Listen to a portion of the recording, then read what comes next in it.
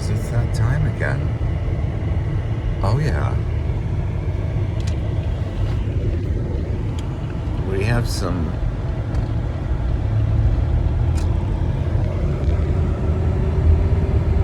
ice this morning. Ice on the car. Ice on the road. So I'm going the highway way. I'm not taking a chance on the back way. Woo! So I'm laughing because I'm thinking about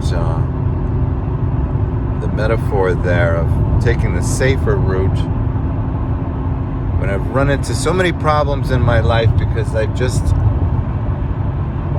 have enjoyed the riskiness of my behavior. Well, yeah. So there's that. And then also, I've been meaning to talk about this. Nothing terribly exciting, but kind of obvious that, because I'm always commuting, there's always this, as right now, I have to yield to allow this other person in. Now, doesn't that sound familiar? Yeah, baby.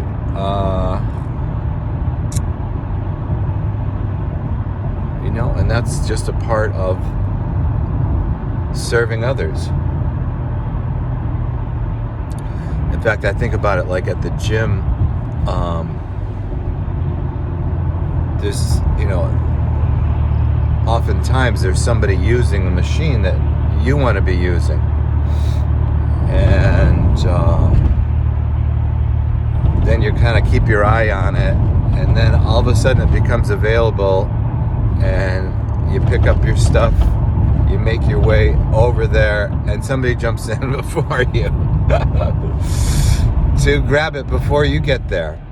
And I always look at those situations as just opportunities to grow in patience, and also to remind myself to defer to others. Yeah, there's all kinds of stories there, sweetheart. Just be on the lookout.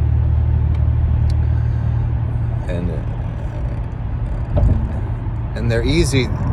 And they're easy to identify because if you're feeling enraged, then it's probably one of those things. So you could just spin the tables and be happy, is what I'm saying. All right. Speaking of spinning the tables, we are in Job 9, and again, I am just amazed at the literary sophistication of this book. And I would really like to know how whoever wrote it, how did they get their education?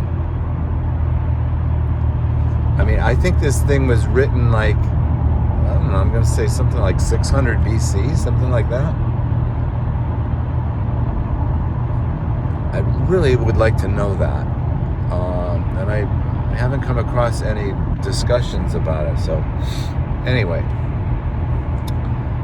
not hugely important, just curiosity. And because of its sophistication, it's really inscrutable. Not only is the syntax inscrutable, well, let's say it this way.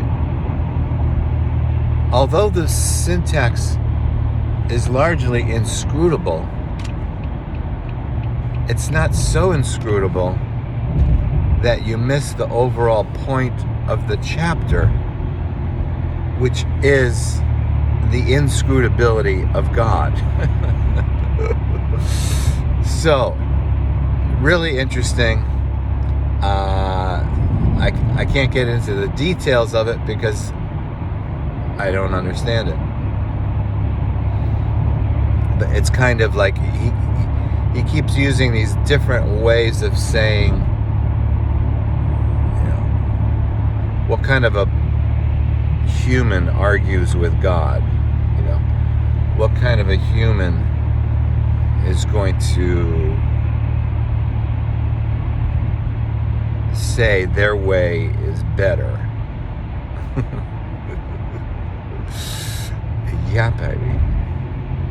And what's interesting about that one for me is, who am I to tell God that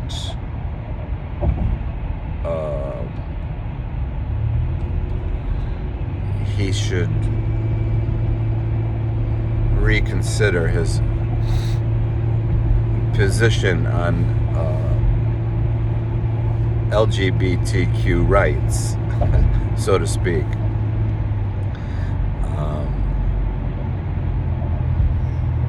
He may not have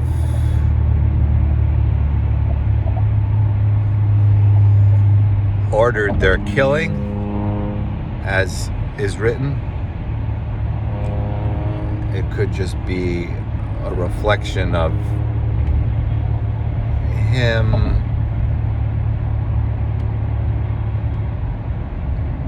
making known the order of the universe, seed into fertile ground is the pattern of the entire universe, baby. So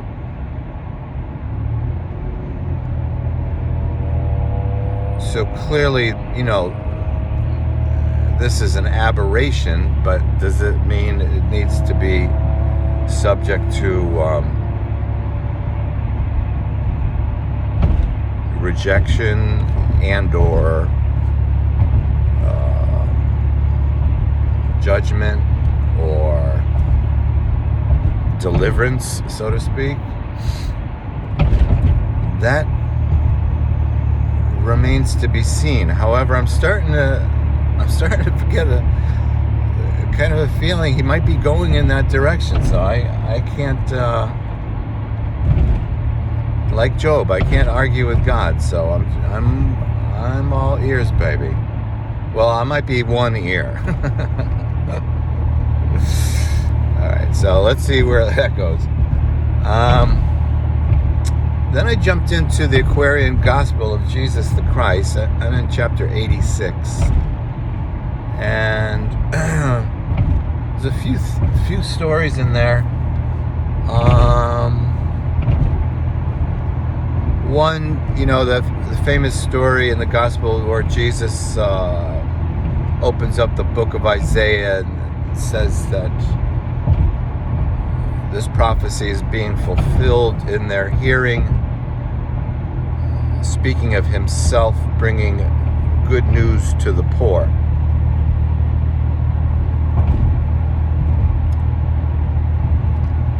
There's some people like John Dominic Crossan, a scholar from the Jesus Seminar days. He kind of looks at his whole idea of Jesus is kind of falls on that verse, that Jesus was actually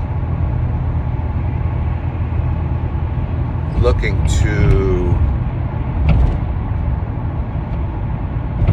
replace the current system of rule and give power to the lower classes. So he's really unique in that regard. So they get upset, like, who are you to say this is speaking of you?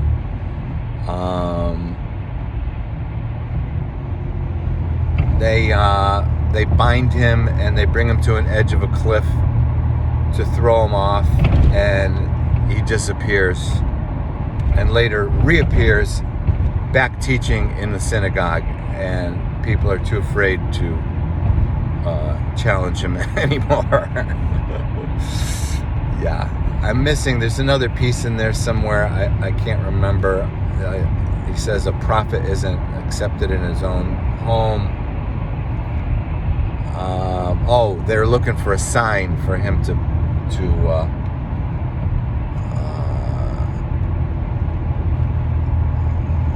show us that you're a miracle worker. And he says,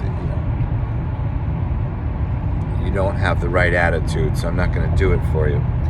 But then it ends up, he disappears, so they kind of get the sign that they were looking for. Or maybe not the one they were looking for, but they got evidence of his exceptional power and anointing. Yeah, baby. See if you can muster up some of that anointing, and maybe you could disappear out of your job like me today and just be found in China helping the Muslim slaves escape from the oppression of the Chinese government. Okay? Love you.